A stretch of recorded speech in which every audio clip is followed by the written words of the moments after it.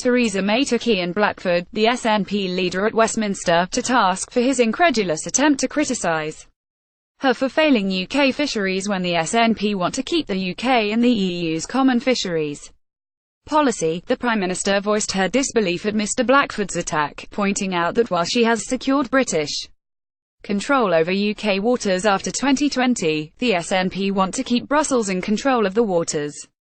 The tense exchange came during a House of Commons discussion on the European Council meeting last week when Britain agreed to a surprise Brexit transition deal with the EU. Mrs May's government faced criticism following David Davis's announcement the UK will have to abide by the Common Fisheries Policy until the transition period ends in 2020, the SNP Westminster leader asked. Last week, the fishing communities across Scotland was kept in the dark, while the industry was bargained away by this government. Why did the Secretary of State and Ruth Davidson make a statement saying they're safe a week before? What changed? Mrs May fired back at the Scottish politician, pointing out it was a bit rich for Mr Blackford to criticise her on fishing when Nicola Sturgeon's party wants to stay in the EU and its key institutions. She said, "We will be leaving the Common Fisheries Policy, we will be taking back control of our waters. I think it's a bit rich that you are making those comments, coming from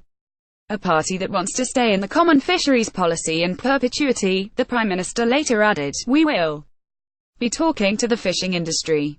I want to see that industry enhanced, to ensure that at the end of the negotiations we are able to see an industry that can be enhanced and grown. It is this Conservative Party in government that is getting on with delivering the will of the British people." Parliament TV. Theresa May took Ian Blackford, the SNP leader at Westminster, to task for his incredulous criticism. His government faced criticism after David Davis's announcement the UK will have to abide by the CFP. "It's a bit rich that you are making those comments, coming from a party that wants to stay in the Common Fisheries Policy in perpetuity." Theresa May reacting to the fisheries agreement. The Scottish Fishermen's Federation's chief executive Bertie Armstrong said, "This falls far short of an acceptable deal.